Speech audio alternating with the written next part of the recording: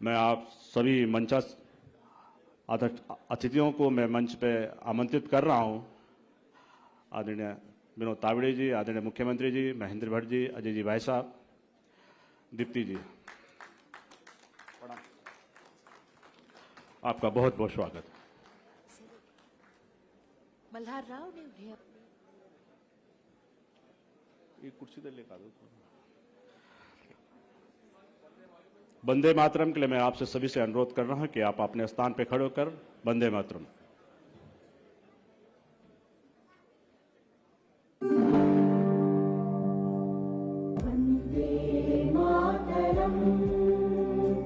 वन्दे मातरम् सुजला सुफला मलयज शीतला सस्य श्यामला मातरम् वन्दे मातरम् शुभ्रज्योत्स्ना पुलकितयामिनी कुसुमित ध्रुवदल शोभिनी सुहासिनी सुमधुर भाषिणी सुखदां वरदां मातरम् वन्दे मातरम् वन्दे मातरम्। माता की जय।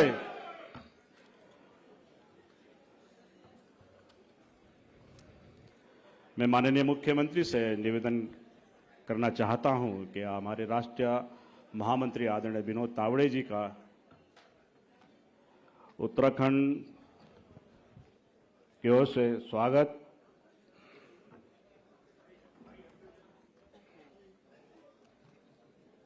उत्तराखंड की टोपी से आपका स्वागत। अंग वस्त्र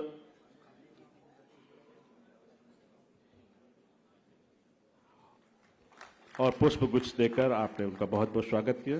बहुत बहुत स्वागत। मैं इसी क्रम में आदरणीय पुष्कर सिंह धामी जी, जो हमारे प्रदेश के मुख्यमंत्री हैं, उनके स्वागत के लिए अपने प्रदेश के अध्यक्ष आदरणीय महेंद्र भट्ट जी से स्वागत करने की। उत्तराखंड की टोपी पहनाकर, अरे ये वाली टोपी नहीं, अंग वस्त्र और पुष्प गुच्छ देकर आदरणीय अध्यक्ष महेंद्र भट्ट जी ने आदरणीय मुख्यमंत्री पुष्कर सिंह धामी जी का स्वागत किया। मैं महेंद्र भट्ट जी, आदरणीय प्रदेश अध्यक्ष के स्वागत के लिए अपने महानगर के अध्यक्ष सिद्धार्थ अग्रवाल जी को यहाँ पे आमंत्रित करना चाहता हूँ। आप आए, आदरणीय अध्यक्ष जी का स्वागत करें। पुष्पगुच्छ, उत्तराखंड की टोपी और अंग वस्त्र देकर आदरणीय अध्यक्ष जी का स्वागत करें।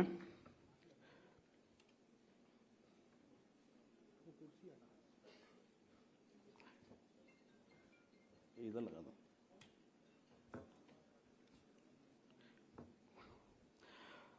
मैं इसी क्रम में प्रदेश संगठन मंत्री आदरणीय अजय जी भाई साहब का स्वागत के लिए अपने प्रदेश के मंत्री आदित्य चौहान जी को निमंत्रण करता हूं। आदरणीय आदित्य चौहान जी।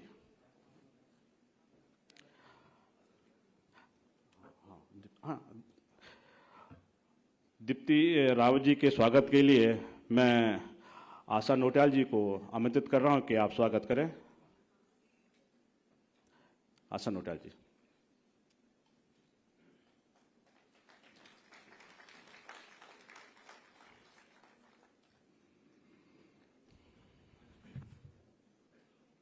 इधर से आ जाओ।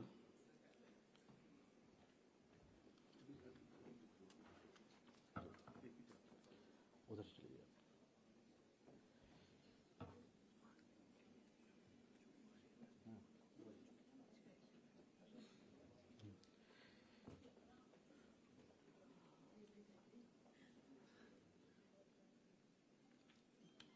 मैं हमारे बीच में एक छोटी सी बच्ची आई हुई है, माँ अहिल्या भाई बनकर। वो हमारे राष्ट्रीय महामंत्री आदरणीय विनोद तावड़े जी और आदरणीय मुख्यमंत्री जी का स्वागत करना चाहती है। एक बुके दे दो बच्ची को बेटा। हाँ, दोनों उसको ही स्वागत करते हैं प्लीज। हाँ, आजा बच्चा, आजा बच्चा, उधर उधर गोद में उठा।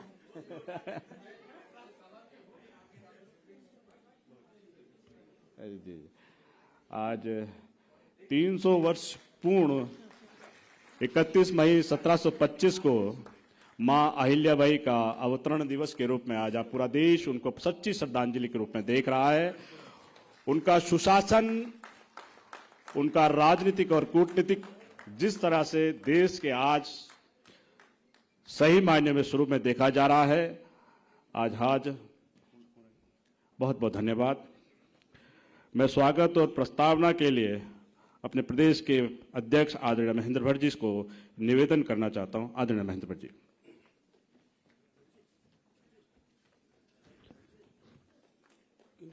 बोले भारत माता की। महारानी अहिल्याबाई होलकर जी के आज 31 मई, आज ही उनका जन्म दिवस की तिथि है और 300 जयंती के इस कार्यक्रम में मंच पर उपस्थित हम सबके मार्गदर्शक, भारतीय जनता पार्टी के राष्ट्रीय महामंत्री, महाराष्ट्र में जिन्होंने युवा मोर्चे के कालखंड से लेकर पार्टी के अध्यक्ष तक का, सरकार में मंत्री तक का जिनका दायित्व रहा, जिनका मार्गदर्शन हम सब कार्यकर्ताओं को मिलता है, आज हमारे इस कार्यक्रम में मुख्य अतिथि के रूप में, मुख्य वक्ता के रूप में उपस्थित है।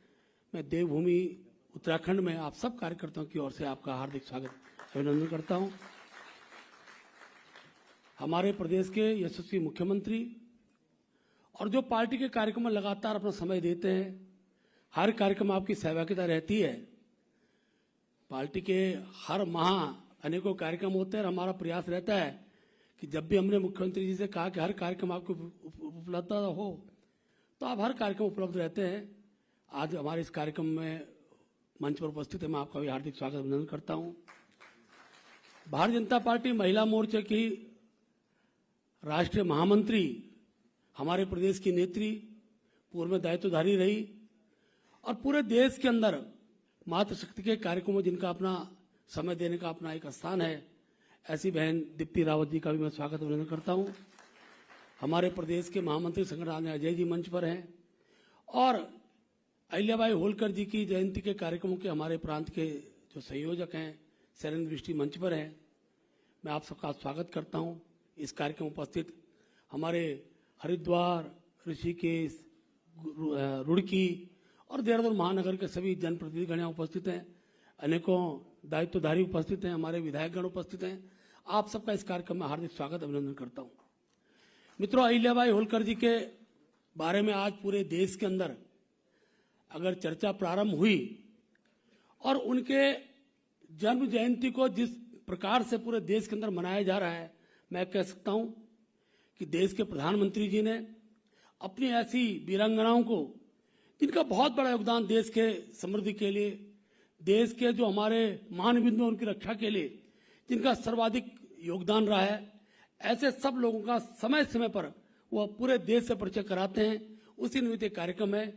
अहिल्या जी के बारे में अपने विनोद जी भाई साहब विस्तार पूर्वक बताएंगे, लेकिन मैं जानता हूं कि शुरू से ही जो संस्कार थे, उस संस्कार के कारण एक राजभवन से उनका विवाह होता है। 8 वर्ष की उम्र में उनकी शादी होती। बाल्यकाल की उस परंपरा को भी किस प्रकार उन्होंने निर्वहन किया।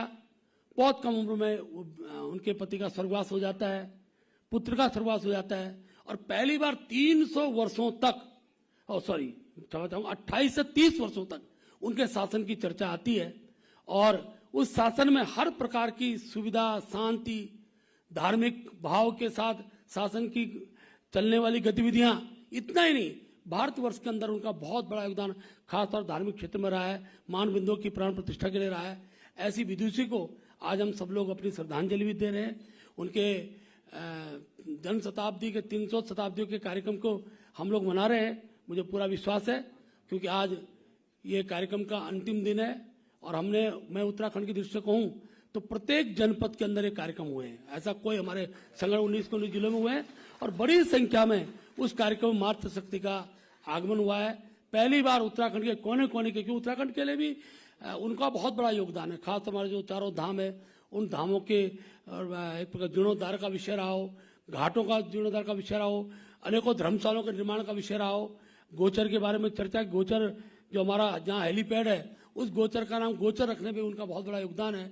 इस प्रकार से पूरे उत्तराखंड के अंदर उस कार्यक्रम को हमने सभी जनपदों में अहिल्या जी का ये कार्यक्रम किया है। मुझे पूरा विश्वास है हर वर्ष जब भी कार्यक्रम इस रूप में आएंगे हम उसको आगे बढ़ाएंगे।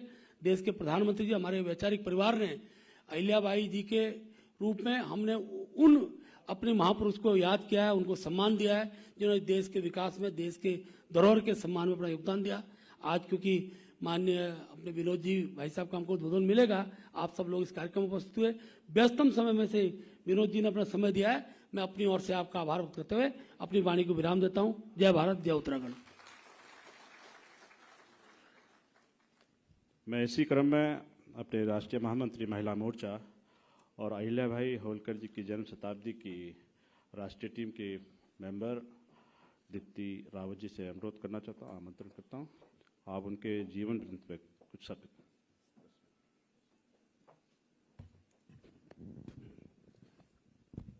बोलो भारत माता की, भारत माता की, भारत माता की।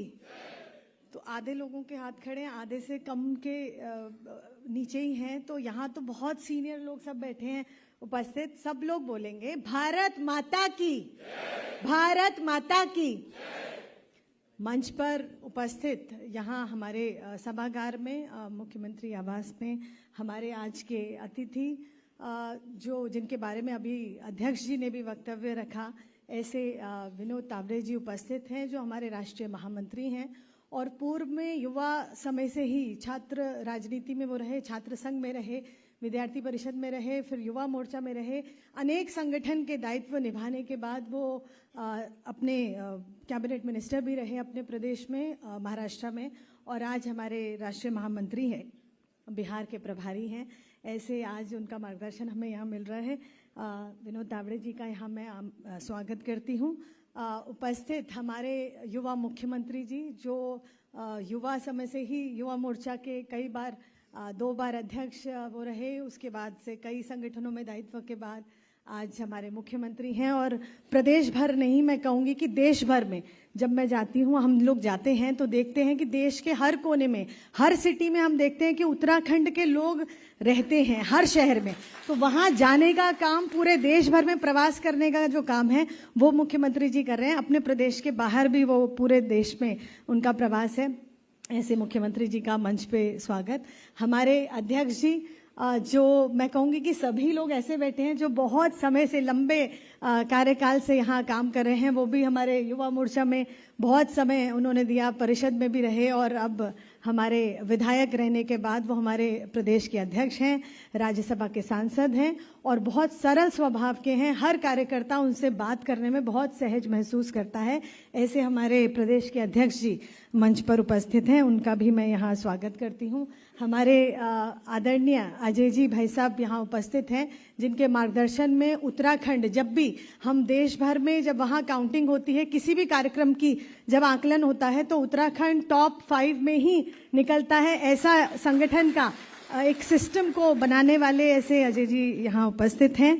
और मैं कहूँगी कि महारानी अहिल्याबाई कार्यक्रम ये पूरा 9 तारीख को पहली इसकी राष्ट्रीय कार्यालय में इसकी कार्यशाला हुई, जिसमें कि शैलेंद्र जी को इस प्रदेश का संयोजक बनाया गया, उनके साथ आशा जी सह संयोजक और उनके साथ और भी टीम, जमदग्नि जी और भी लोग इसमें बने। लेकिन मैं कहूँगी कि उसकी कार्यशाला से लेके आज तक बहुत अच्छे इन कार्यक्रमों को चलाने का काम जो किया है, और वो मुझे लगता है आपको बताना चाहिए कि प्रदेश में कितने कार्यक्रम टोटल हुए हैं, क्योंकि हम लगातार उसकी रिपोर्टिंग डेली बेसिस पे देख रहे हैं।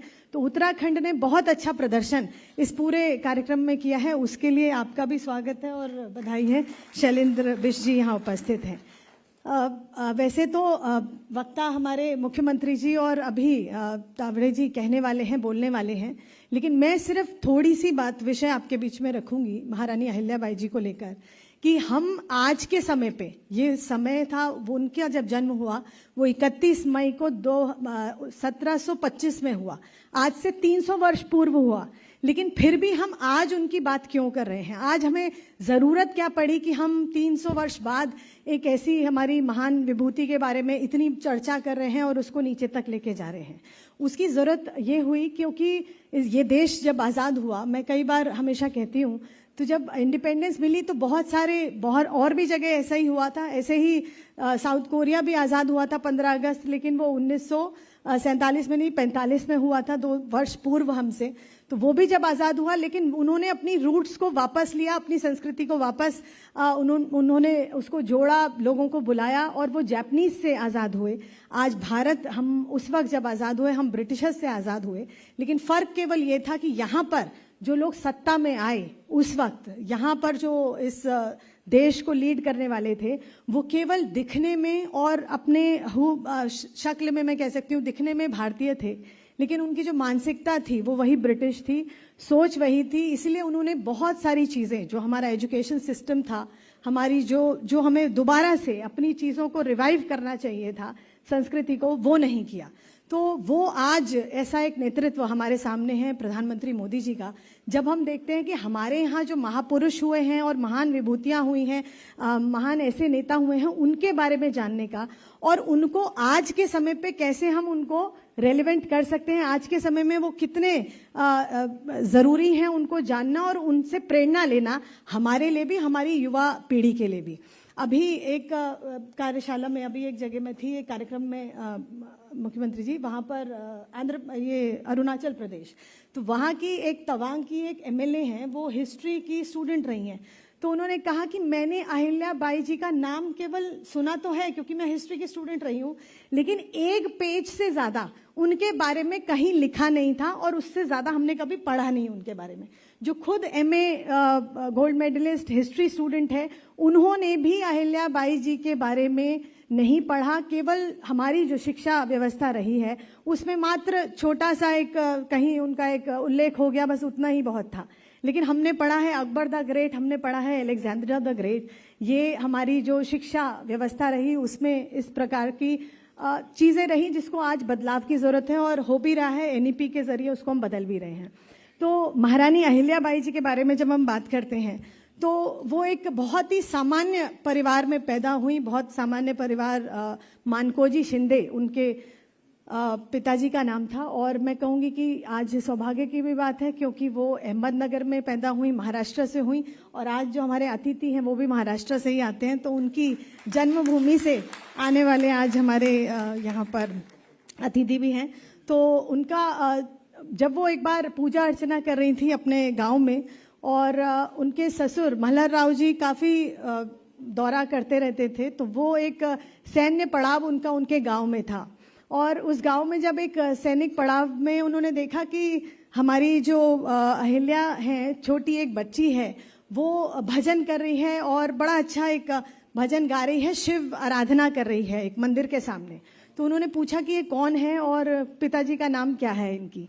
तो बताया ये अहिल्या है और इनके पिताजी इस गांव के मुखिया हैं। और तो वो उनके घर गए और घर जाकर उन्होंने कहा कि मेरे जो बेटा है खांडे राव जी हैं, उनके लिए मैं इनका वर वधू बनाने के लिए उनका हाथ मांगता हूं। और उनकी शादी उनसे हो गई और उसके बाद बहुत सारी चीज़ें, अहिल्या जी उस वक्त की हम बात कर रहे हैं जब 300 वर्ष पूर्व जब कोई शिक्षा, आज भी हम महिलाओं की शिक्षा के बारे में बात करते हैं, तो आप देखिए कि उस वक्त महिला का या लड़की को शिक्षा देना एक बहुत अलग बात थी और नहीं होता था सामान्य तौर पर। लेकिन उस वक्त भी उनके जो पिताजी थे मानको जी, उन्होंने उनको शिक्षा दी, दीक्षा दी, पढ़ाया लिखाया। और उसके बाद जब उनके ससुर जी, जब वो शादी करके गई मालवा, तो ससुर जी ने उन्हें जो युद्ध कौशल था, जो शासन करने की कला थी, क्योंकि खुद तो वो बहुत सारी कई बार बहुत अलग जगह उनको बहुत टूर करना पड़ता था, तो वो बाहर जाते थे। उनके बाद जो वहाँ प्रदेश में जो देखती थी उनके कामकाज को, तो वो अहिल्या ही देखती थी। और लेकिन उनका इस प्रकार का एक व्यक्तित्व बना कि हम उनको दो चीज़ों के लिए बहुत जानते हैं। एक गुड गवर्नेंस के लिए कि गुड गवर्नेंस उन्होंने किस प्रकार से करी, हर चीज को जोड़कर उन्होंने कैसे रखा। और बहुत सारी चीजें जिनकी बातें हम आज करते हैं, हम लोकल फॉर वोकल की बात करते हैं, हम महिला सशक्तिकरण की बात करते हैं, वो सब उन्होंने उस वक्त भी किया। तो आप ये देखिए कि वो उस वक्त से ये कर रही थी और बहुत सारी चीजें वहां हुई। और एक पुरुष प्रधान समाज में उस वक्त उनको ये सब तैयारी करना, और मैं कहूंगी कि महिला सशक्तिकरण के विषय में अगर आपको बताऊं तो वो केवल खुद तो शिक्षित थी ही, लेकिन उन्होंने अपने साथ साथ एक ऐसी स्त्री सेना अपनी एक तैयार करी जिसको कि उन्होंने सारा युद्ध कौशल स्वयं से उसको सिखाया, उसको बताया कि आपको कैसे शत्रु का सामना करना है। तो बहुत सारी चीजों में वो आगे थी। अपने जो सैनिक थे और सैनिकों की जो विधवाएं थी उनके लिए पेंशन की व्यवस्था उस वक्त उन्होंने की थी। और पोस्टल सिस्टम की अगर हम बात करते हैं तो वो पोस्टल सिस्टम उन्होंने उस वक्त डेवलप किया जो आज इतना अच्छा हम देखते ही हैं। तो बहुत सारी चीजें जो हमें देखने को मिलती हैं कि वेस्ट इज बेस्ट, और बहुत ऐसा लगा कि जब विदेशी आए शायद इस देश में तभी ज्ञान आया, शायद तभी सबको पता लगा कि क्या कैसे चीजें होती हैं, कैसे इंडस्ट्रियलाइजेशन होता है, या कैसे अपनी कॉटेज इंडस्ट्री या लोकल इंडस्ट्रीज को हम बढ़ावा दे सकते हैं। लेकिन ऐसा नहीं था। महारानी अहिल्याबाई जी उस वक्त से ये काम कर रही हैं। मैं कहूँगी 18वीं शताब्दी से इस काम को कर रही थी। और लेकिन ये सिर्फ दुर्भाग्य की बात यह है कि हम लोगों को इसकी जानकारी आज तक नहीं थी। तो बहुत सारी चीज़ें उन्होंने करी, ज़्यादा लंबा नहीं कहूँगी क्योंकि आगे वक्ता बहुत अच्छा आपके सामने रखने भी वाले हैं, कहने भी वाले हैं। तो उनके प्रदेश में जो किसान था, जो महिला थी, जो बच्चे थे, कोई ऐसा नहीं था जो भूखा सोता था, कोई ऐसा नहीं था जो दुखी था। तो ये एक उनका एक सुशासन था, इसीलिए उनको बहुत नामों से लोग जानते हैं और कहते हैं, पुकारते हैं। कोई लोक माता कहता है, कोई पुण्य श्लोक कहता है, कोई प्रातः स्मरणीय कहता है। ऐसे अनेकों उपाधियां उनको मिली, लोगों के प्यार के कारण मिली। और जिस प्रकार से उन्होंने सबको साथ लेकर वो चली, हर एक गरीब व्यक्ति का भी उन्होंने ध्यान रखा। उनका जो सबसे इम्पोर्टेंट चीज़ उनके पूरे शासन में थी वो उनकी जन सुनवाई थी, जो वो रोज करती थी।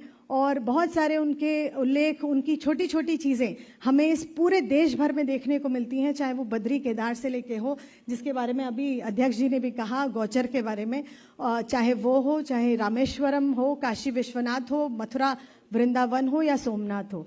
तो ये सब चीज़ें हमारे सामने हैं। मुझे लगता है कि हम सबको ज़रूरत है कि आज हम उनको किस प्रकार से प्रासंगिक उनकी जो चीज़ें हैं वो हैं, और उनको देखकर हम आगे बढ़ें, उनके बारे में पढ़ें, और हमारी जो युवा पीढ़ी है उन तक भी वो बात लेकर जाएं, हमारे लिए बहुत ज़रूरी है। और ये जितनी एग्जीबिशन लगी है ये सिर्फ डेकोरेशन के लिए नहीं है, मैं कहूँगी इसको ज़रूर पढ़ें। और अगर पढ़ने का समय अभी नहीं है तो प्लीज़ इसकी फ़ोटो ज़रूर सब लोग खींच कर जाएं, ताकि आप आराम से बाद में उसको पढ़ सकें। यही कहूँगी। जय हिंद, जय भारत, धन्यवाद। जय उत्तराखंड। बहुत बहुत धन्यवाद बहन दीप्ति जी। मैं इसी क्रम में हमारे हरिद्वार से एक हमारी बहन आई हैं, जनप्रतिनिधि है, वो माननीय तावेडकर जी के और माननीय मुख्यमंत्री जी का स्वागत करना चाहती हैं। श्रुति खेवड़िया, कहाँ पे? प्लीज आइए जरा। और मैं महानगर अध्यक्ष जी से कहना चाहता हूँ कि उस मोमेंटो रुके हुए हैं उनको आप दे दीजिए प्लीज। आइए बहन। हम लोगों ने पूरे प्रदेश के अंदर जो कार्यक्रम 19 जिलों में हमें गोष्ठी करनी थी, करीब करीब आज के डेट पे सारी जिलों में गोष्ठियां खत्म हो चुकी हैं, पूरी कंप्लीट हो चुकी हैं। आइए, ये हमारी सभासद है दूसरी बार की लगातार हरिद्वार नगर निगम की, और चलिए आप दे दो। बहुत बहुत स्वागत। आ जाना, ये देना।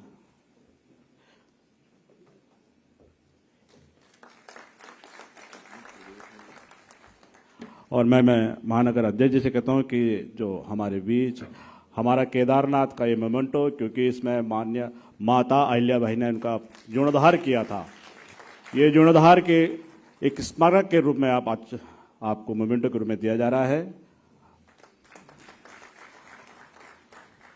प्रदेश ने सारे जिलों में मैराथन कराए, विधानसभा स्तर तक मैराथन हुए, मंडल स्तर तक मैराथन हुए, शोभा यात्रा जो महिला मोर्चा के माध्यम से हुए, करीब हर जिलों में, हर मंडल और हर विधानसभा में हुए।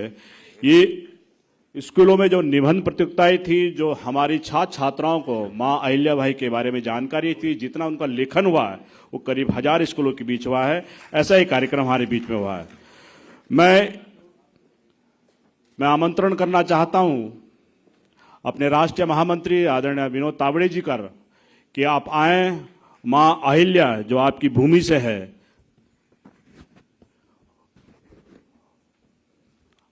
आपसे निवेदन है कि आप आए और मां अहिल्याबाई जी के इसमें आमंत्रित करें।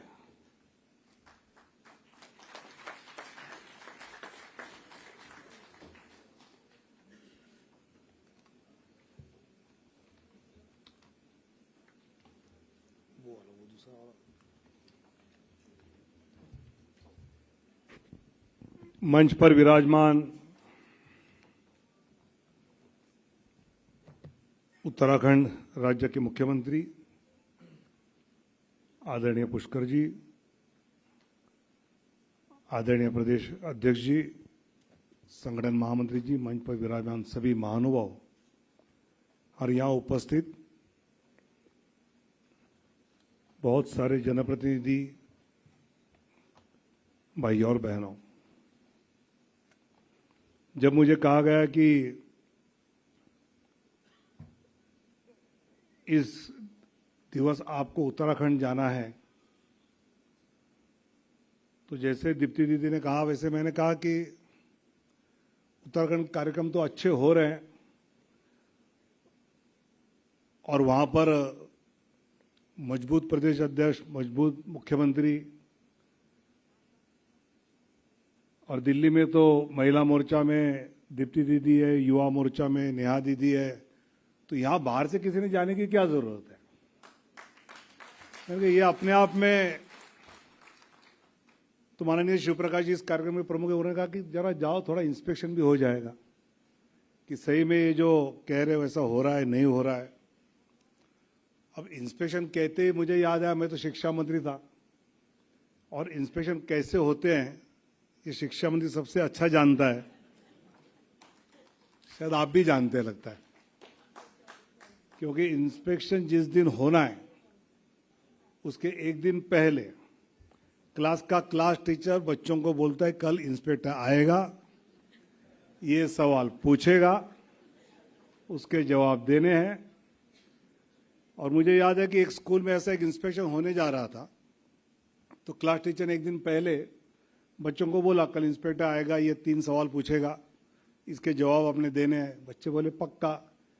फिर भी क्लास टीचर को पता था कि अपने बच्चों का क्या है, तो जो नंबर 1 से पास होता है उसको बोला तुम इधर आओ भाई, तुमको तो पक्का पूछेंगे। बोले सर चिंता मत करो, आपने सवाल भी बोले जवाब भी बोले, दे दूंगा। बोले वो घर जाता है।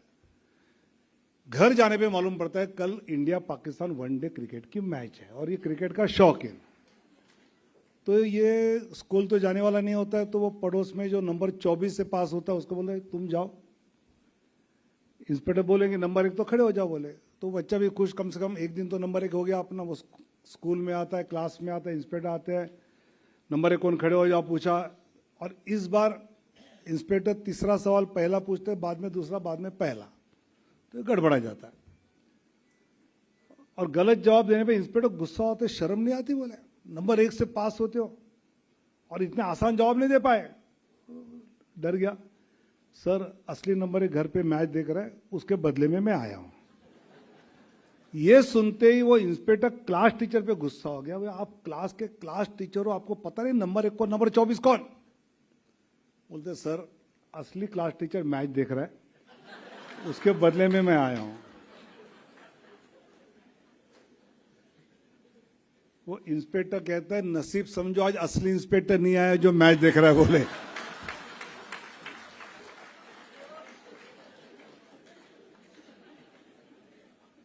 तो ऐसे इंस्पेक्शन करने से क्या फायदा ना। और उसमें आप देवभूमि के लोग, देवभूमि के लोगों से लोग सीखते हैं, उनको आके कोई बताए। लेकिन एक सबसे अच्छी बात उत्तराखंड के इस कार्यक्रम में है कि आप बहुत सारे जनप्रतिनिधि हैं और इन जनप्रतिनिधियों के सामने अहिल्याबाई जी के काम के बारे में चर्चा होना,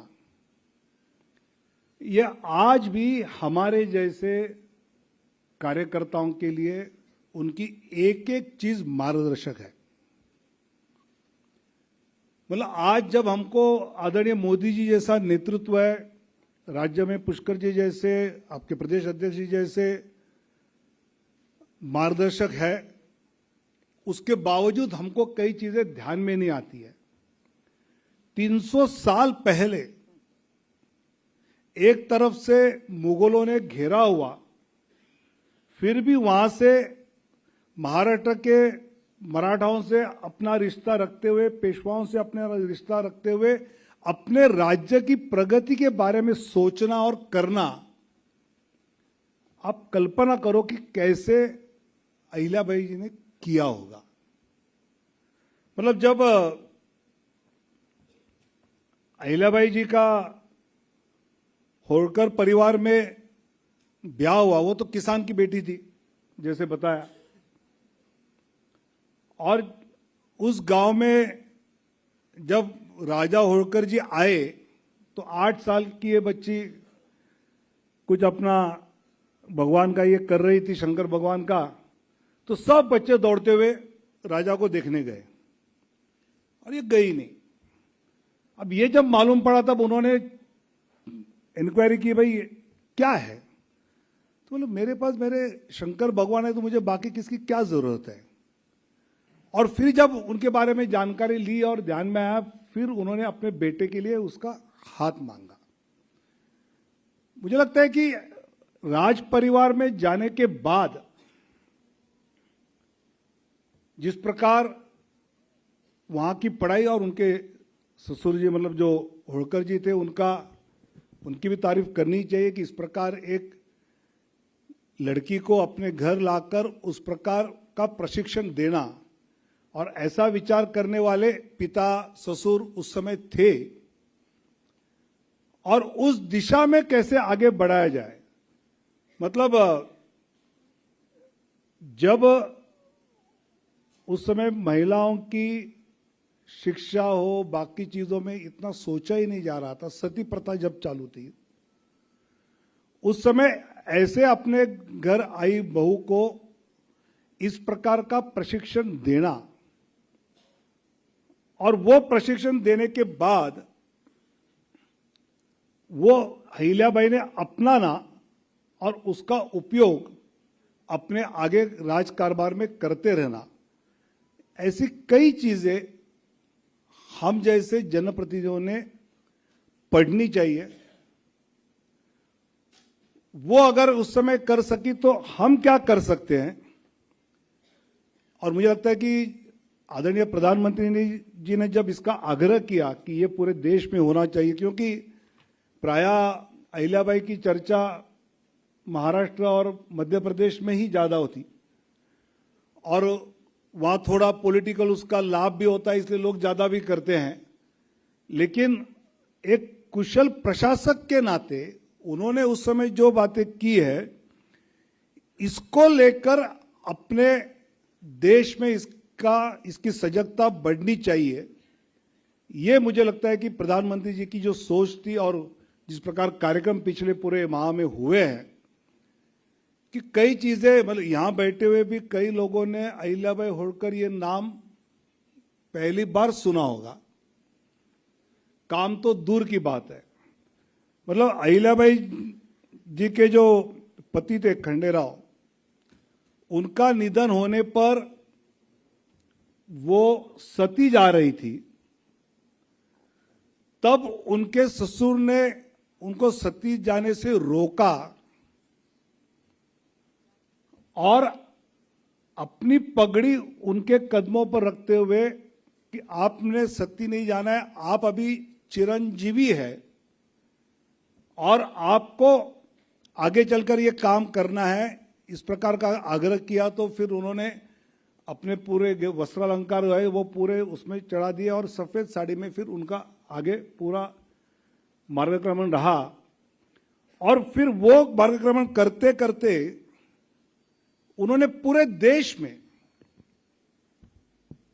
कई ऐसे बातें की है, जैसे स्त्री अधिकार के बारे में अभी दीप्ति दीदी ने बताया कि वहां पति के मृत्यु के बाद स्त्री को संपत्ति पर अधिकार उस समय नहीं था, वो अहिल्याबाई होळकर ने दिलवाया।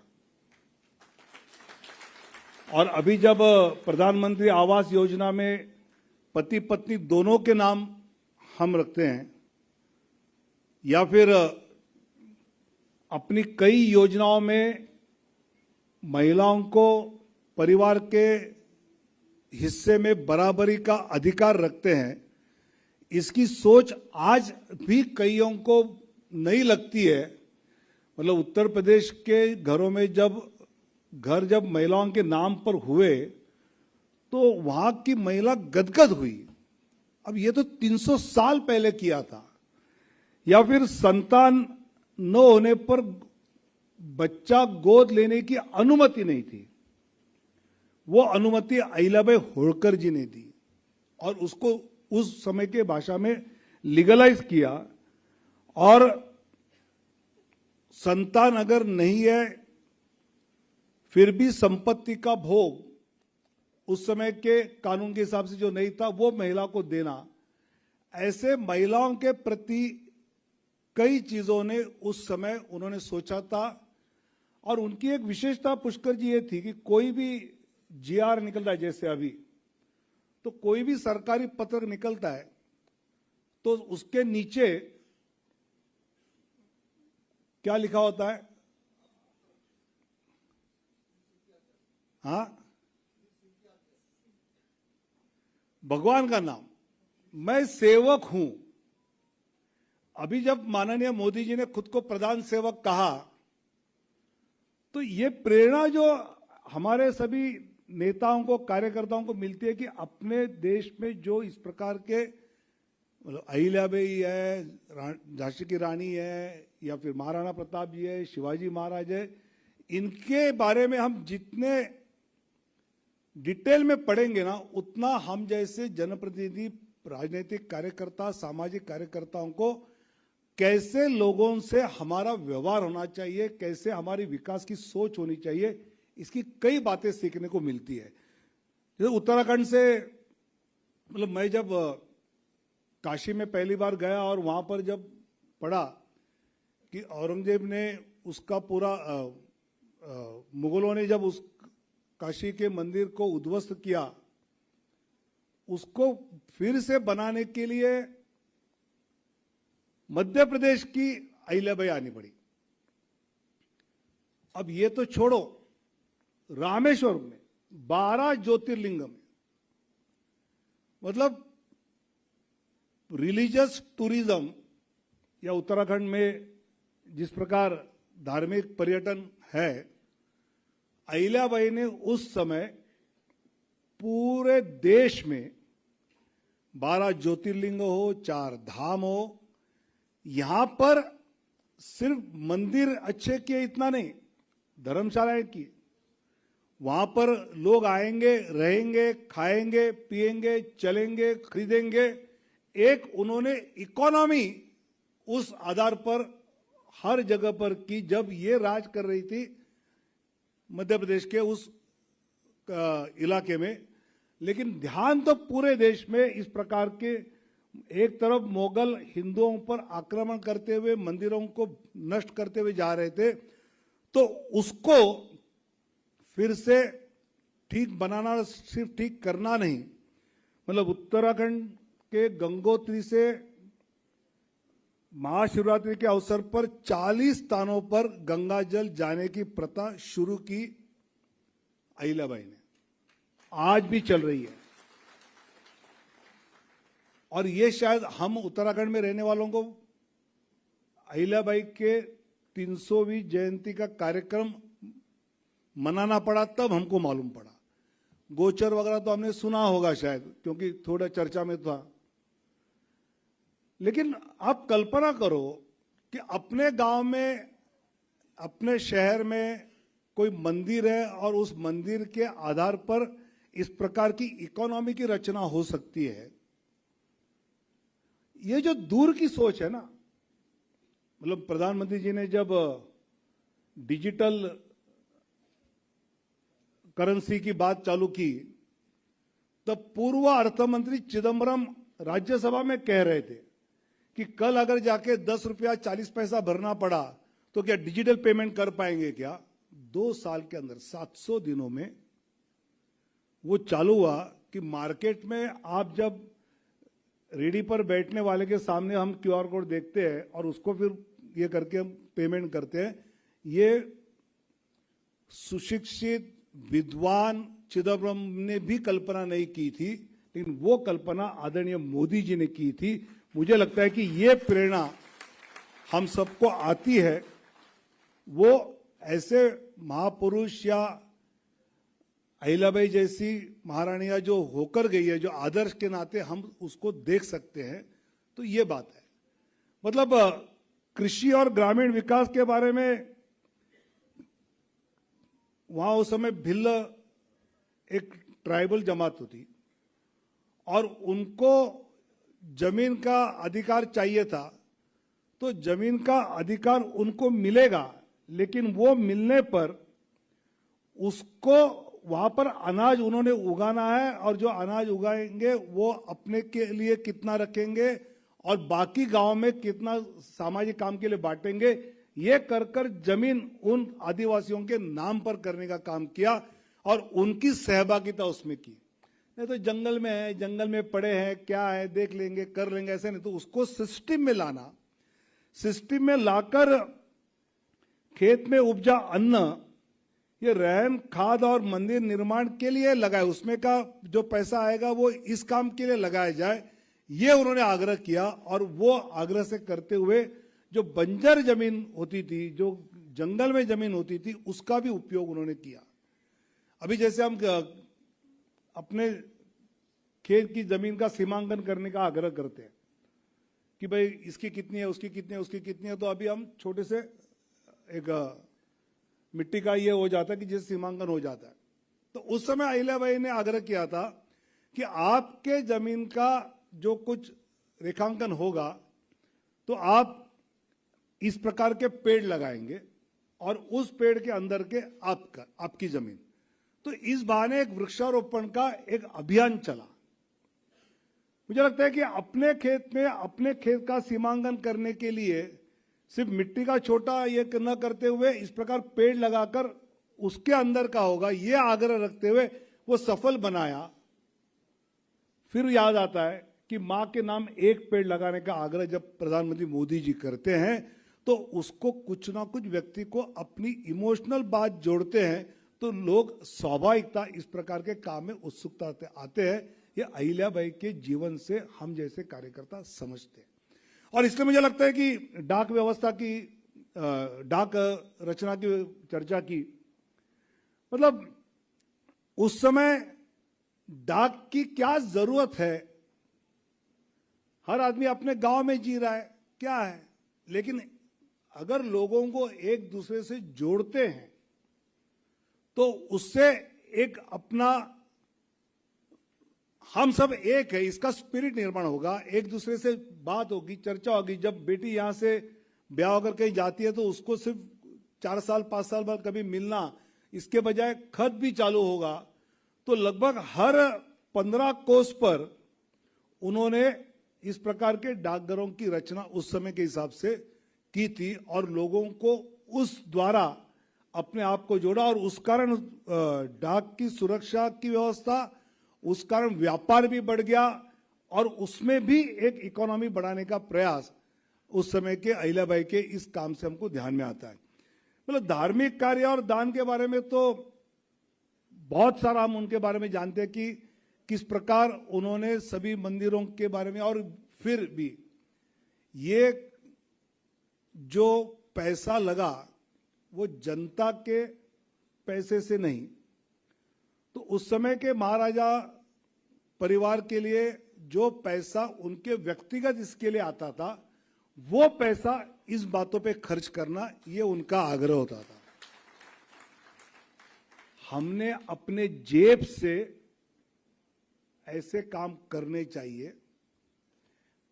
सिर्फ MP LAD fund, MLA fund है यहाँ, एमएलए फंड, उस पर ही निर्भर न रहते हुए इस प्रकार का भी आग्रह उन्होंने उस समय किया था।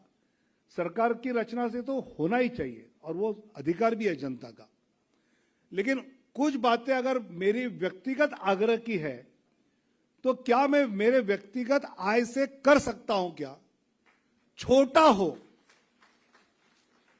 लेकिन अहिल्याबाई होळकर की 300वीं जयंती अगर हमने दिल से मनाई है तो एक कोई भी बात आज जाते समय तय करो कि मैं मेरे जेब के पैसे से, मेरी हैसियत कम है तो कम, लेकिन ये एक बात आगे जीवन भर करूंगा। मुझे लगता है कि इस प्रकार का उन्होंने हम सबको अलग अलग प्रकार से दिशा दर्शन, मार्गदर्शन किया है। मतलब जब उनकी 200वीं पुण्यतिथि थी, जयंती थी, उस समय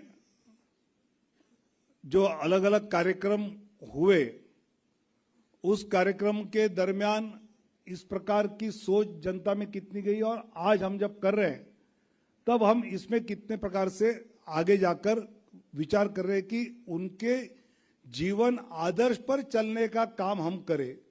और ये करते समय मुझे लगता है कि जैसे आदरणीय अटल बिहारी वाजपेयी जी ने इंदौर हवाई अड्डे को अहिल्याबाई का नाम देने का कार्यक्रम किया था, उस समय डाक टिकट भी निकाला था, और उस समय आदरणीय अटल जी ने अहिल्याबाई के लिए कहा था कि ये अहिल्याबाई का इस प्रकार का प्रशासन करना, ये दुनिया को उन्होंने दिखा दिया कि इस देश में महिलाओं की अग्रेसर, कितनी महिला अग्रेसर है और कितनी प्रकार से वो अच्छी प्रशासक हो सकती है।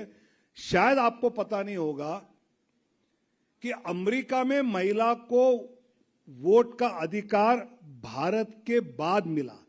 भारत के संविधान बनाने वालों ने महिला को पुरुष के बराबर का अधिकार ये अमेरिका के पहले दिया था। हमको देखकर बाद में शायद अमेरिका को समझ आया होगा कि महिलाओं को बराबरी का अधिकार देना चाहिए।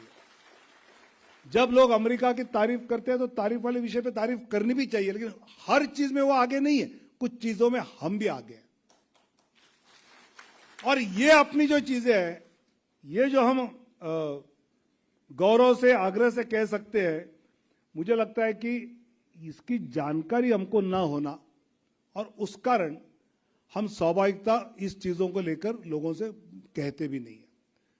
और इसलिए अहिल्याबाई होळकर जी के मतलब बद्रीनाथ, केदारनाथ का जीर्णोद्धार जैसे है, गौचर का नामकरण जैसे बात है, वैसे काशी का है, मैंने कहा वैसे रामेश्वर का भी है।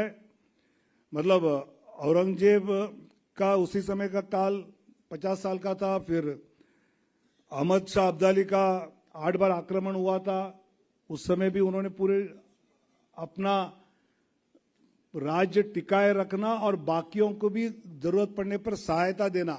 मतलब जब आसपास के राजा उनके पास युद्ध के लिए पैसा मांगते थे तो साफ कहती थी कि आप जो मुगलों के हैं उन राज्यों पर अटैक करो, अपने लोगों को वहां सुरक्षित करो और उसके लिए उनको सहायता देना। मतलब बाकी राजाओं को एक महिला राज्यकर्ता से सहायता लेनी पड़ती थी और अहिल्याबाई वो करती थी। कई बार कई मुगल शासकों ने उनसे अंडरस्टैंडिंग, उनसे अलायंस करने का प्रयास भी किया और कई हिंदू राजाओं ने किया भी था।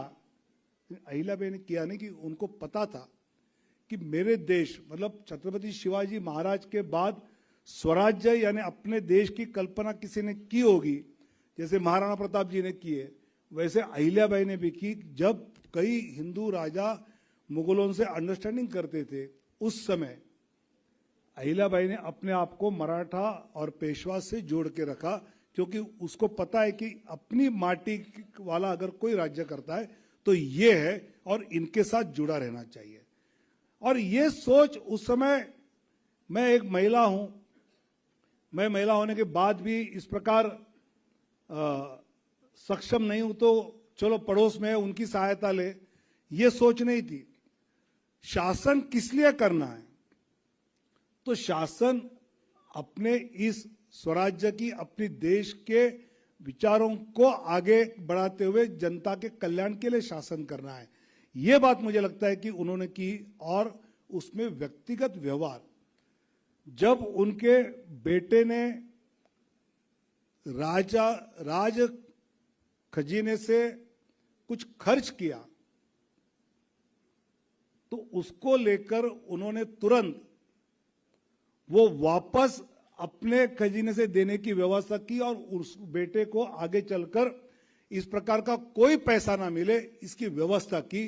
उस पर भी व्यक्तिगत व्यवहार में भी इन चीजों का ध्यान अहिल्याबाई ने रखा था। मुझे लगता है कि सोमनाथ हो, मल्लिकार्जुन हो, महाकालेश्वर हो, ओंकारेश्वर हो, आप 12 ज्योतिर्लिंग में जाएंगे तो आपको 2 बातें पक्का दिखेगी।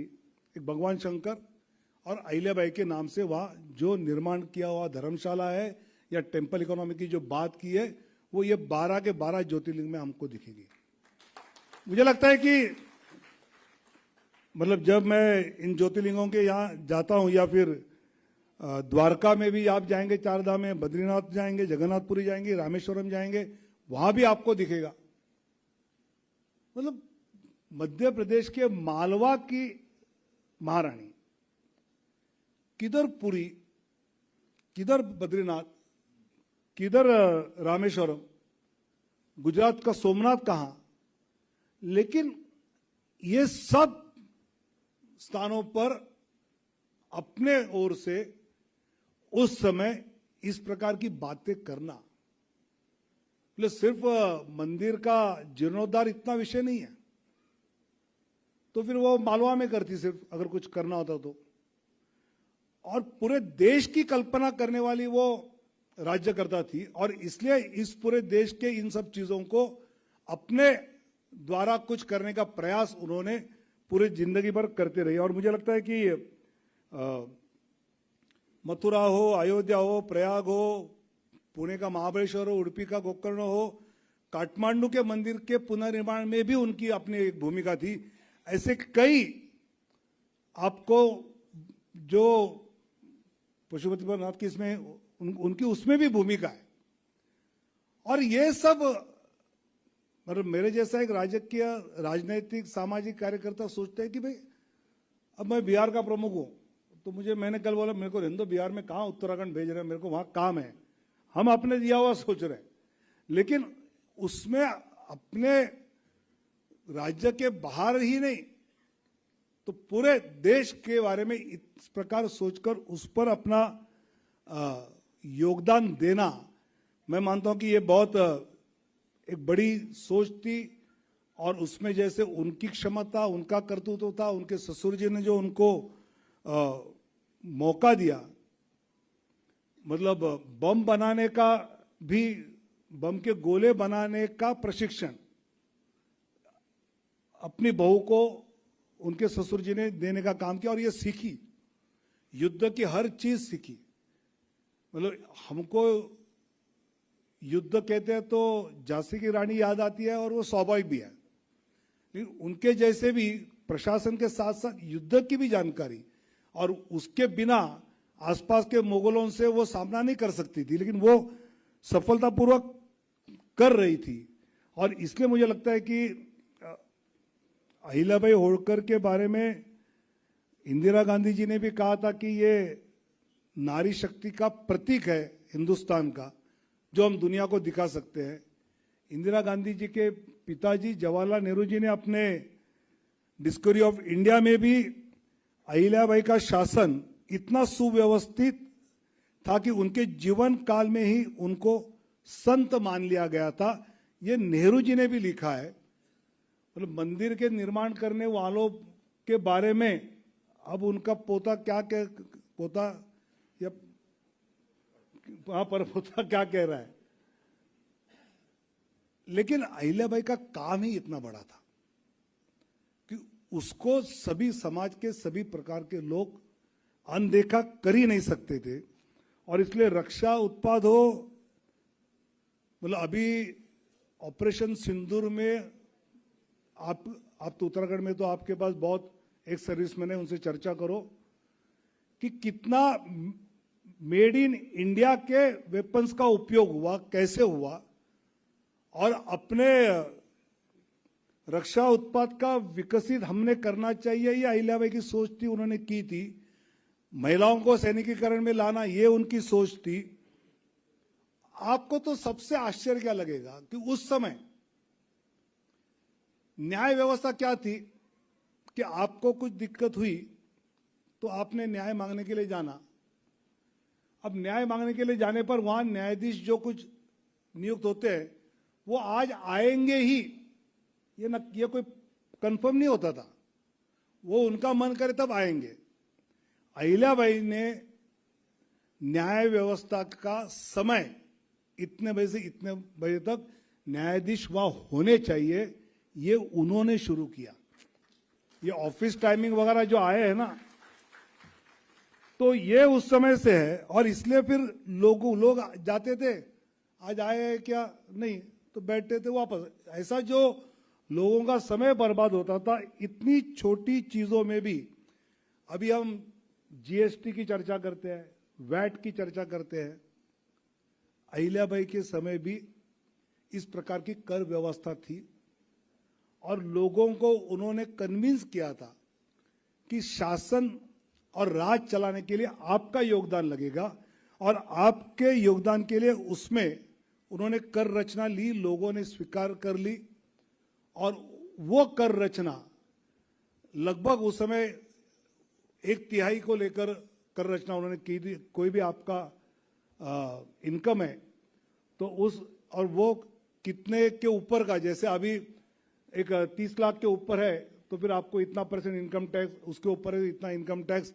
ये जो आज की कर रचना हम देख रहे हैं, वैसी कर रचना उस समय भी की थी। और वो कर रचना कितनी सही है ये अंग्रेजों ने भी उसका स्वीकार किया था, और उन्होंने उसका भी आगे चलकर इंप्लीमेंट करना, ये भी हमने करते हुए देखा है।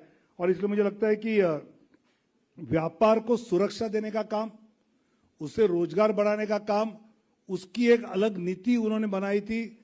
और व्यापारियों को उस समय जंगल में लोग लूटते थे, बीच में तो इतनी लूटमार शुरू हो गई कि अहिल्याबाई ने घोषणा की कि ये जो लूटमार रोकेगा उससे मैं मेरी बेटी की शादी करूंगी, और वैसा किया उन्होंने।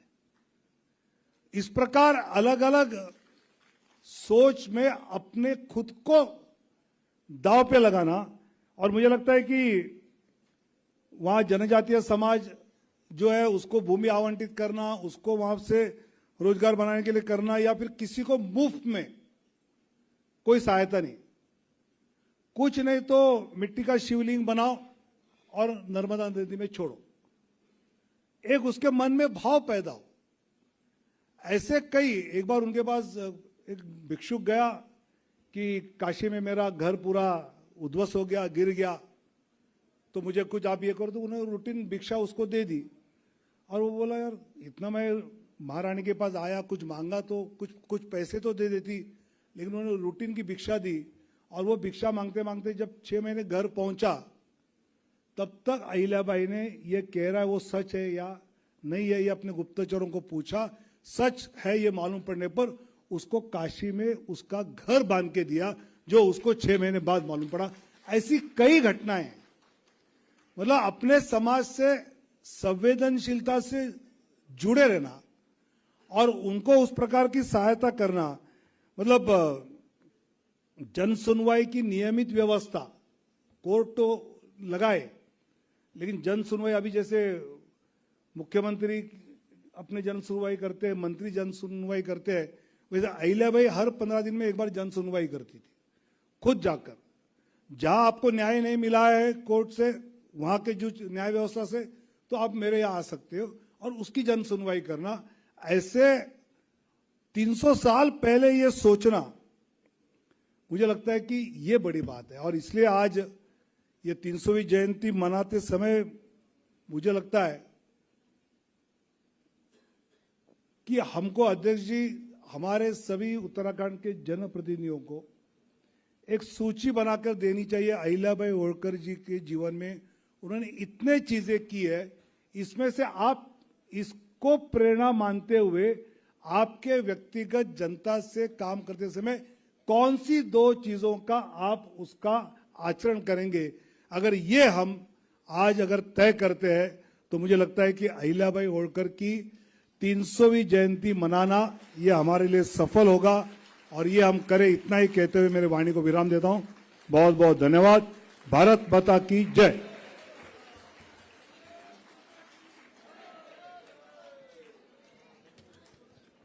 बहुत बहुत धन्यवाद आदरणीय राष्ट्रीय महामंत्री विनोद तावड़े जी। आपके उद्बोधन से जो हमें मालूम हुआ कि मालवा की रानी पूरे भारत को एक धागे में कैसा पिरोया, जो उनकी सोच थी एक भारत श्रेष्ठ भारत, उस सोच को धरातल पर उतारने का काम कोई कर रहा है। वो मेरे देश के प्रधानमंत्री आदरणीय नरेंद्र भाई मोदी की सोच एक भारत श्रेष्ठ भारत 2047 विकसित भारत की सोच को लेकर आज कहीं न कहीं अहिल्याबाई होलकर जी के वो सपनों को धरातल में उतारा जा रहा है। माननीय महामंत्री जी, मैं आपको बताना चाहता हूं कि उत्तराखंड सरकार ने अपने आरक्षण में 33% क्षितिज आरक्षण देकर इस क्षेत्र की महिलाओं को सम्मान देने का काम किया है, और राजनीतिक क्षेत्र में हमारी महिलाओं को कांधे से कांधे मिलाकर, कदम से कदम मिलाकर सम्मान देने का काम कोई करता है तो उत्तराखंड सरकार की एक पहल जो 50% आरक्षण स्थानीय निकाय और पंचायत चुनाव में महिलाओं को दिया है, ये सबसे बड़ा उदाहरण है। मैं इसी क्रम में अहिल्याबाई होलकर जी के सपनों को बुनने का काम, उनको धरातल में उतारने का काम इस प्रदेश के यशस्वी मुख्यमंत्री युवा नेता आदरणीय पुष्कर सिंह धामी जी से अनुरोध करना चाहता हूं कि आप अपना वक्तव्य को हमारे सम्मुख रखें। आदरणीय पुष्कर सिंह धामी जी।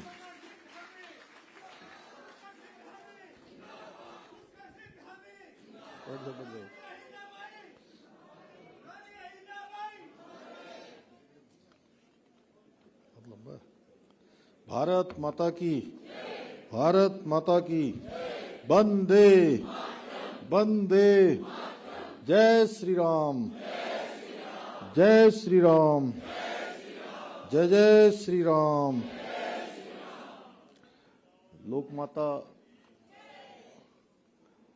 लोकमाता अहिल्याबाई होलकर की 30 शताब्दी जयंती कार्यक्रम के अवसर पर आज के इस कार्यक्रम के मुख्य अतिथि और हम सब ने जिनका अभी यहाँ पर संबोधन सुना, बहुत विस्तृत रूप से एक एक बात हम सबको जो हमेशा स्मरण में रहे, उन्होंने बहुत विस्तार से यहाँ पर अपना संबोधन रखा।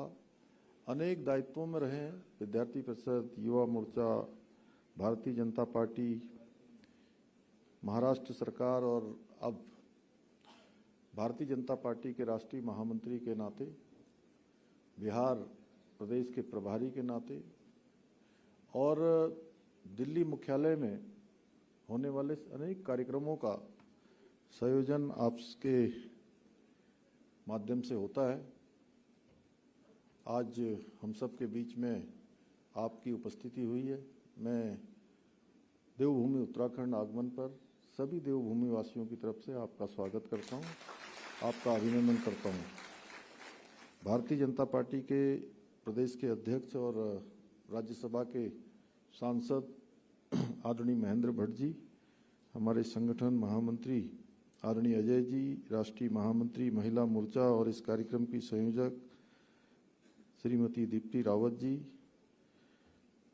यहाँ राज्य के अंदर इन कार्यक्रमों के संयोजन की जिम्मेदारी जिनके पास है, श्री शैलेंद्र बिष्ट जी और सभी हमारे जनप्रतिनिधिगण, बहुत वरिष्ठ लोग यहाँ पर हैं, हमारे आदरणीय विधायकगण हैं, पूर्व मंत्रीगण हैं, दायित्वों में रहने वाले सभी कार्यकर्ता हैं, युवा मोर्चा, महिला मोर्चा, अनेक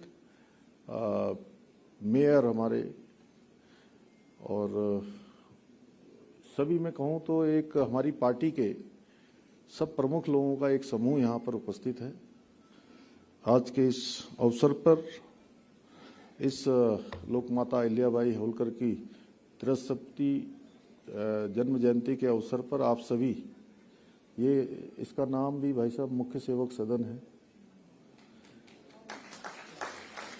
इस मुख्य सेवक सदन में बहुत सारे लोग इसमें अनेक बार कार्यक्रमों में आए हैं, उनका तो विशेष रूप से, और जो पहली बार आए हैं मैं उनका हृदय से सबका स्वागत करता हूं, आपका अभिनंदन करता हूं। और आज इस अवसर पर त्याग, सेवा और समर्पण की प्रतिमूर्ति परम पूज्य लोकमाता अहिल्याबाई होलकर जी को मैं कोटि कोटि नमन करता हूं। साथियों, भारत की गौरवशाली इतिहास, वीरता, त्याग और बलिदान की अद्भुत गाथाओं से हमारा इतिहास भरा पड़ा है। इस पावन भूमि पर भी समय समय पर अनेक ऐसे राष्ट्रनायक, राष्ट्रनायिकाओं ने जन्म लिया है जिन्होंने अपने शौर्य और पराक्रम से मातृभूमि की रक्षा के लिए अतुलनीय कार्य किया है, जिसके बारे में बहुत विस्तार से अभी आदरणीय विनोद तावड़े जी ने बताया। अगर हम बात करें, चाहे सम्राट पृथ्वीराज चौहान हो, महाराजा सुहेलदेव हो, महाराणा प्रताप हो, छत्रपति शिवाजी महाराज हो, रानी दुर्गावती हो, झांसी की रानी लक्ष्मीबाई हो, ये सभी विभूतियां इतिहास की अमर विभूतियां हैं जिन्होंने मातृभूमि की रक्षा के लिए अपना सर्वस्व निछावर कर दिया और दुश्मनों के सामने कभी झुकना स्वीकार नहीं किया, कभी रुकना स्वीकार नहीं किया। और इन्हीं विभूतियों में से एक है लोकमाता महारानी अहिल्याबाई होलकर जी का भी नाम आता है, जिन्होंने करुणा से, सेवा और धर्मनिष्ठा से भारतीय इतिहास में अपना अद्वितीय स्थान बनाया है। वे न केवल मालवा की, जहाँ के बारे में अभी हम सबके सामने आदरणीय विनोद जी ने बताया, वो न केवल मालवा की कुशल प्रशासिका रही, बल्कि भारतीय इतिहास की उन दुर्लभ विभूतियों में से एक थी जिन्होंने शासन को केवल सत्ता का माध्यम नहीं बनाया, बल्कि जनसेवा, न्याय एवं धर्म की पुनर्स्थापना का साधन बनाया। और उनका संपूर्ण जीवन सनातन जीवन मूल्यों और भारतीय संस्कृति की पुनर्निष्ठा के लिए समर्पित रहा। और अनेक उन्होंने निर्माण कार्य किए, जैसा आपने बताया, सोमनाथ से लेकर, पुरी से लेकर, और जितने हमारे ज्योतिर्लिंग हैं, और रामेश्वरम, अयोध्या, मथुरा, और हमारी देवभूमि में महेंद्र भट्ट जी ने बताया, गौचर में बद्रीनाथ जी, केदारनाथ जी, और हरिद्वार में अनेक मंदिरों और घाटों का पुनर्निर्माण करवाया। साथ ही इन्होंने कई धर्मशालाओं का, कुओं का, रास्तों के निर्माण के साथ साथ जनसेवा के भी अनेक कार्य किए। उन्होंने संपूर्ण भारत में धर्मस्थलों का पुनर्निर्माण कर भारत की जो सांस्कृतिक आत्मा है उसको पुनर्जीवित करने का काम किया। गंगा से लेकर गोदावरी, हिमालय से लेकर दक्षिण के समुद्र तक संपूर्ण भारत की सनातन संस्कृति को एक सूत्र में पिरोने का काम किया। यही नहीं, रानी अहिल्याबाई जी ने उस कालखंड में नारी सशक्तिकरण की भी एक अनुपम मिसाल प्रस्तुत की, जिसकी कल्पना कर पाना उस समय में, अब तो काफ़ी नए नए शोध, अनुसंधान, नए नियम, कानून सब आधुनिक तरीके से बनाए जा रहे हैं, लेकिन उस समय उसकी कल्पना करना सच में बहुत कठिन था। जैसे अभी करों के बारे में बताया, जीएसटी के बारे में, आज जीएसटी है, उस समय की कैसी व्यवस्था थी, उस समय की चुनौतियों के समय में किस प्रकार से काम करना है। और सैकड़ों वर्षों तक विदेशी आक्रांताओं ने फिर स्वतंत्रता के बाद गुलामी की मानसिकता से ग्रसित सरकारों ने हमारी महान विभूतियों को और उनके योगदान को, उनके द्वारा किए गए संघर्ष को, पराक्रम को, त्याग को वो सम्मान इतिहास में नहीं दिया जिसके वास्तव में वो हकदार थे। हमारी युवा पीढ़ी को उनको गौरवशाली इतिहास से वंचित रखने का भी सुनियोजित षड्यंत्र किया गया, परंतु आज हमारे प्रधानमंत्री श्री नरेंद्र मोदी जी के नेतृत्व में भारत अपनी सांस्कृतिक चेतना के पुनर्जागरण के अमृत काल में प्रवेश कर चुका है। वर्षों तक उपेक्षित रहे हमारे गौरवशाली इतिहास, महान राष्ट्र नायकों के योगदान और सांस्कृतिक विरासत को न केवल आज पुनर्स्थापित किया जा रहा है, बल्कि उन्हें राष्ट्रीय चेतना का आधार भी बनाया जा रहा है। आज हमारी संस्कृति की पताका संपूर्ण विश्व में गर्व से लहरा रही है और भारत अपनी जड़ों से जुड़ते हुए पुनः विश्व गुरु बनने की ओर अग्रसर हो रहा है। आज चाहे अयोध्या में भगवान राम का भव्य मंदिर का निर्माण हो, बद्रीनाथ केदारनाथ धामों का निर्माण हो, बाबा विश्वनाथ के काशी कॉरिडोर का विस्तार हो, नया बनना हो, या महाकाल लोक का निर्माण हो, ऐसे अनेकों कार्य हमारी धार्मिक जो धरोहरें हैं उनको जिस प्रकार से आज सजाया और संवारा जा रहा है, उसे शब्दों में बयान करना कठिन है। और सच में इतने विस्तार से सारे वक्ताओं ने बात कर दी है, उसको बार बार दोहराना भी ठीक नहीं है।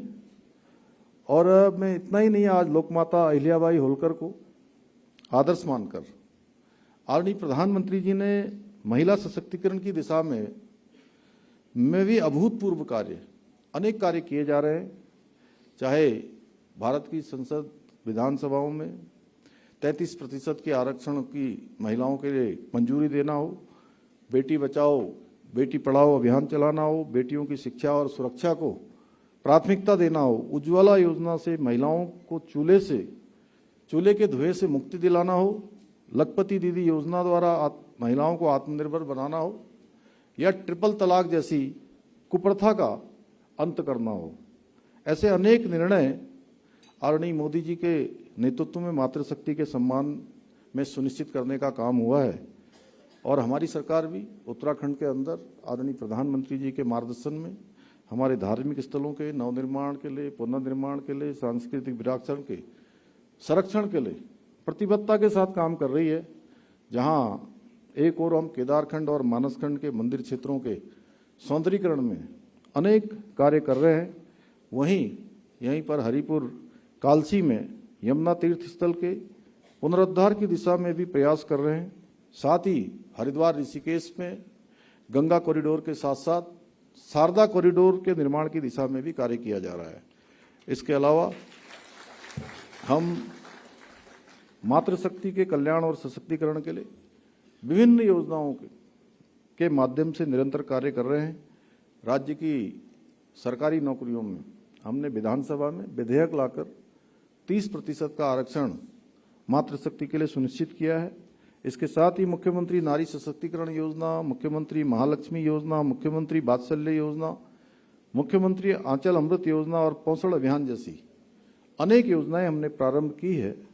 आज इन योजनाओं के माध्यम से प्रदेश की बेटियां न केवल विभिन्न सरकारी सेवाओं में चयनित हो रही हैं, बल्कि सहायता समूह, स्टार्टअप्स और लघु उद्योगों के माध्यम से आत्मनिर्भर भी बन रही है।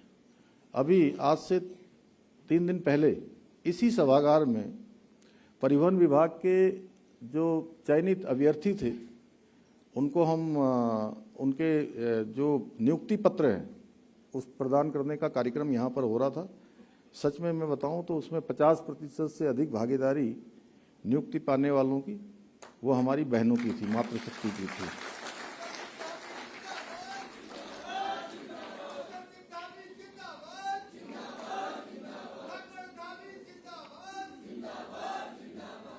साथियों, हमारी सरकार देवभूमि उत्तराखंड के सांस्कृतिक मूल्यों और डेमोक्रेसी को भी सुरक्षित रखने को पूरी तरह से संकल्पबद्ध है और उस दिशा में निरंतर कार्य कर रही है। इसी संकल्प के साथ हमने प्रदेश में लैंड जिहाद, लव जिहाद और थूक जिहाद जैसी घृणित मानसिकताओं के खिलाफ कड़ी कार्रवाई सुनिश्चित की है। साथ ही प्रदेश में एक सख्त धर्मांतरण कानून भी लागू किया है।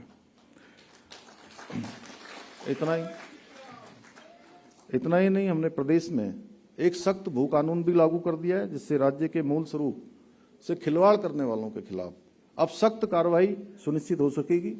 इसके अलावा हम सबको गौरव है कि जैसे देवभूमि उत्तराखंड से मां गंगा निकलती है और मां गंगा यहां से निकलकर पूरे देश को जल और जीवन देने का काम करती है, उसी प्रकार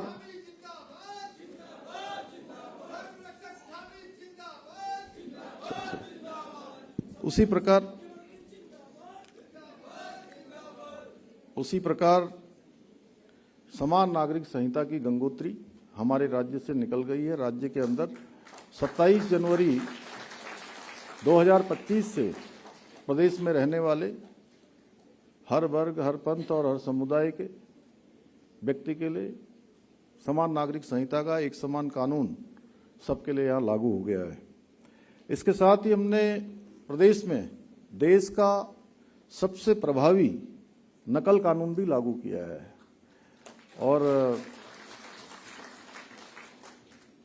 ये नकल कानून लागू होने से पहले प्रदेश के अंदर किस प्रकार की अव्यवस्था होती थी, परीक्षाओं में किस प्रकार की धांधली होती थी, कैसे पेन ड्राइव से नकल होती थी, कैसे नकल माफिया हावी रहते थे, गरीब माता पिता के बेटे और बेटियों को उनका वो हक नहीं मिल पाता था जिसके लिए वो हकदार होते थे, उनके साथ लगातार अन्याय होता था, उनका मनोबल लगातार गिरता जा रहा था, आत्मविश्वास की कमी होती जा रही थी, गरीब माता पिता के जो सपने थे वो लगातार टूट रहे थे।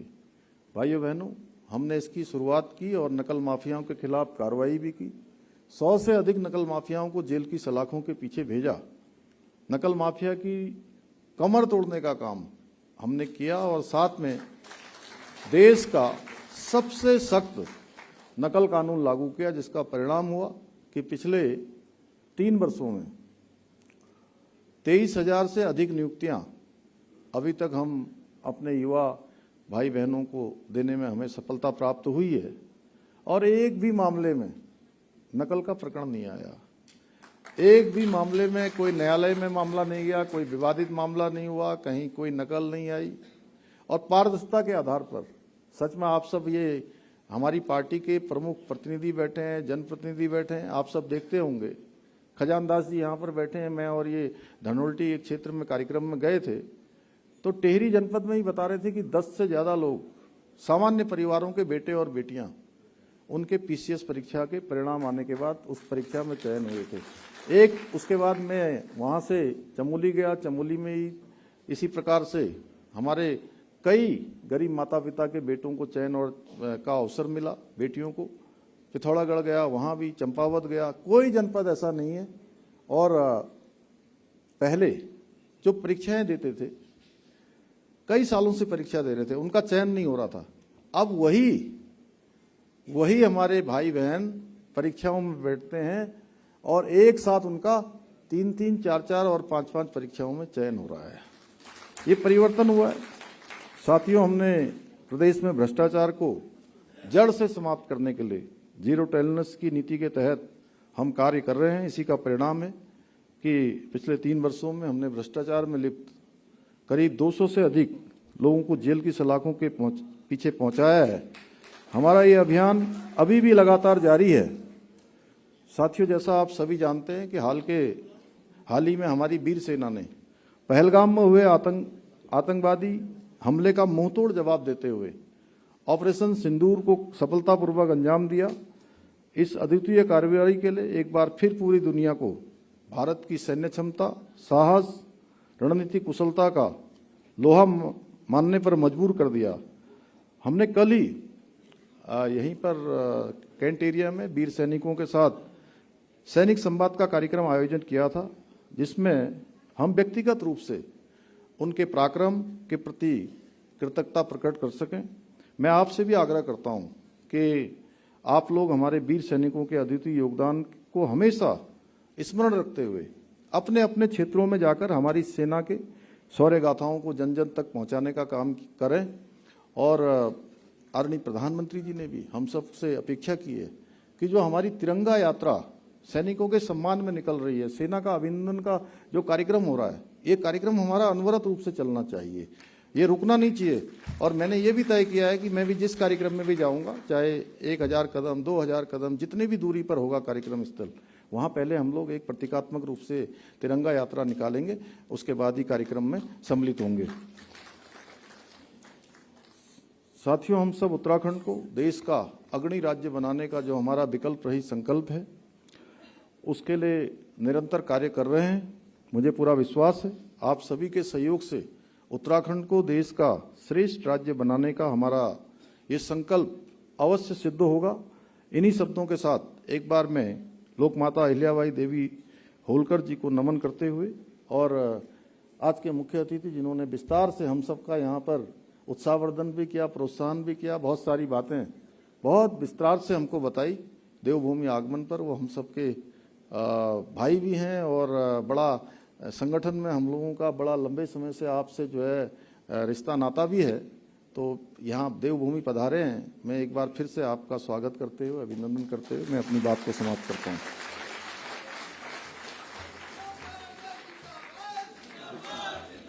बहुत बहुत धन्यवाद माननीय मुख्यमंत्री जी।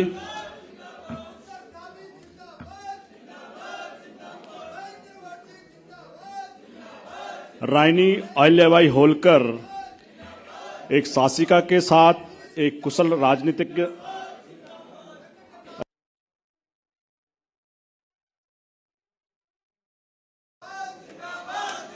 साल शासन किया, लेकिन 28 सालों में अपनी कूटनीति की और राजनीति के उससे कभी भी लड़ाई को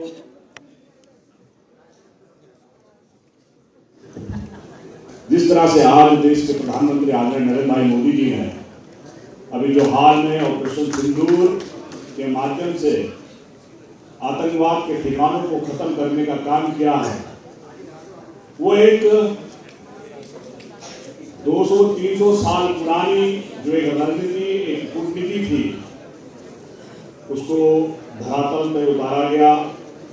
एक ऐसी अहिल्या, एक महिला को सम्मान जिसने क्षेत्र में जाकर उस क्षेत्र के आतंकवादी ठिकानों को तबाह किया है। ऐसा 300 वर्ष पूर्ण होने पर मां अहिल्याबाई जी को सच्ची श्रद्धांजलि के रूप में आज उत्तराखंड प्रदेश और उत्तराखंड प्रदेश का तमाम जनता उनको सच्ची श्रद्धांजलि दे रही है, क्योंकि अहिल्याबाई होलकर जी का हम लोगों से बड़ा ही नाता रहा है।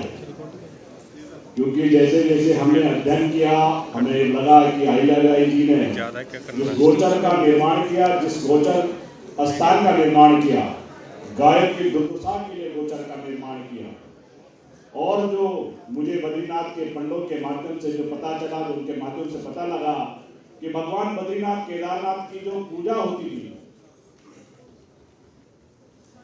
आप सभी को सूचना दी है कि इस कार्यक्रम राष्ट्रगान के बाद आप लोग की सबकी भोजन की व्यवस्था यहाँ पे है, आप भोजन करके जाएं।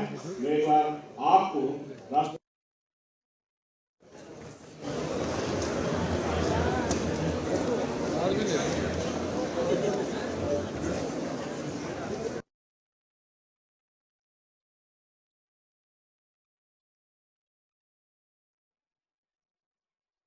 नायक जय हे भारत भाग्य विधाता, पंजाब सिंध गुजरात मराठा द्राविड़ उत्कल बंगा, विंध्य हिमाचल यमुना गंगा उच्चल जलधि तरंगा, तव शुभ नामे जागे, तव शुभ आशीष मांगे, गाहे तव जय गाथा, जन गण मंगल दायक जय हे भारत भाग्य विधाता, जय हे जय हे जय हे जय जय जय जय।